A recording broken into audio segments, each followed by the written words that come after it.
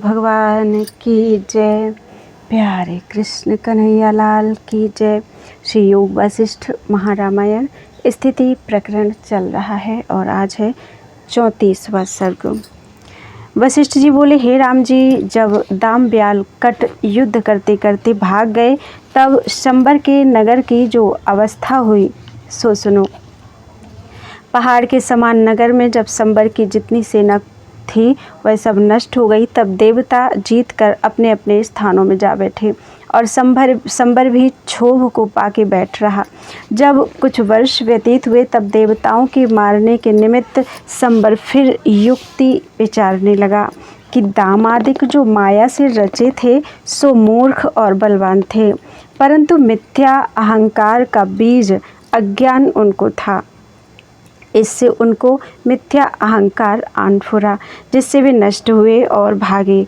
अब मैं ऐसे योद्धा रचूं जो आत्मवेत्ता, ज्ञानवान और निरहंकार हों, और जिनको कदाचित अहंकार ना उत्पन्न हो तो उनको कोई जीत भी ना सकेगा, और वे सब देवताओं की सेना मारेंगे। हे राम जी, इस प्रकार चिंतन करके शंबर ने माया से इस भांति दैत्य रचे जैसे समुद्र अपने बुदबुदे रच ले। वे सर्वज्ञ, विद्या के वेत्ता और वीतराग आत्मा थे और यथा प्राप्त काम करते थे।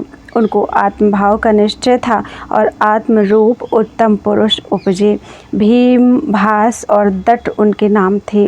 वे तीनों संपूर्ण जगत को तृणवत जानते थे और परम पवित्र उनके हृदय थे। वे गरजने और महाबल से शब्द करने लगे जिससे आकाश पूर्ण हो गया। तब इंद्रादिक देवता स्वर्ग में शब्द सुन के बड़ी सेना संग लेकर आए और यह बड़े बलि भी बिजलीवत चमत्कार करने लगे। दोनों ओर से युद्ध होने लगे और शस्त्रों की नदियों का प्रवाह चला, पर भीम, भास, दट धैर्य से खड़े रहे। कभी कोई शस्त्र का प्रहार लगे तब युद्ध के अभ्यास से देह का मोह आन फुरे, पर फिर विचार में सावधान हो कि हम तो अशरीर हैं और चैतन्यमय हैं, निराकार, निर्विकार, अद्वैत, अच्युत रूप हैं। हमारे संग शरीर कहाँ है?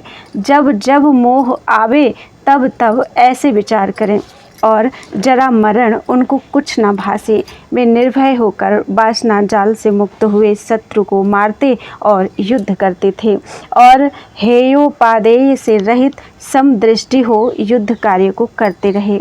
निदान दृढ़ युद्ध हुआ तब देवताओं की सेना मारी गई और जो कुछ शेष रहे सो भीम, भास, दट के भय से भागे।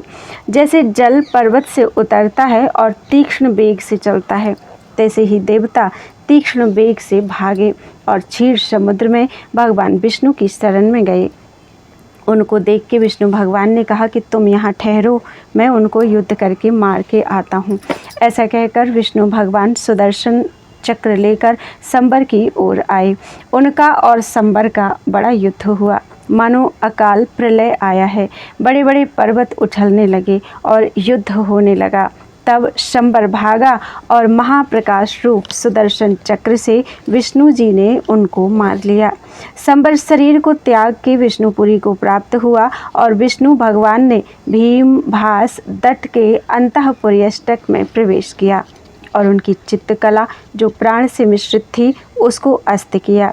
जैसे पवन दीपक को निर्वाण करता है तैसे ही उनकी पुर्यष्टक फुरने से निर्वाण हुई। आगे वे जीवन मुक्त थे सो अब विदेह मुक्त हुए। हे राम जी, वे भीम, भास, दट निर्वासनिक थे, इस कारण बुझे दीपकवत निर्वाण हो गए। जो वासना संयुक्त है वह बंधवान, जो निर्वासनिक है वह मुक्त रूप है। तुम भी विवेक से निर्वासनिक हो। जब यह निश्चय होता है कि सब जगत असत रूप है तब वासना नहीं फुरती। इससे यथार्थ देखना कि किसी जगत के पदार्थ में आसक्त बुद्धि ना हो। वासना और चित्त एक ही वस्तु के नाम हैं। सर्व पदार्थों के शब्द और अर्थ चित्त में स्थित हैं। जब सत का अवलोकन सम्यक ज्ञान होगा तब यह लय हो जाएगा और परम पद शेष रहेगा। जो चित्त वासना संयुक्त है उसमें अनेक पदार्थों की तृष्णा होती है। जो मुक्त है उसे ही मुक्त कहते हैं।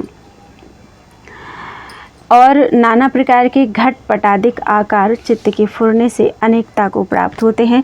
जैसे परछाई से बैताल भ्रम होता है, तैसे ही नानात्व भ्रम चित्त में भासता है। हे राम जी, जैसी जैसी वासना को लेकर चित्त स्थित होता है, तैसा ही आकार निश्चय होकर भासता है। दाम ब्याल कट का रूप चित्त के परिणाम से विपर्य हो गया था। तुमको भीम भास दट का निश्चय हो, दाम ब्याल कट का निश्चय ना हो। हे राम जी, यह वृत्तांत मुझसे पूर्व में ब्रह्मा जी ने कहा था, वही मैंने अब तुमसे कहा है।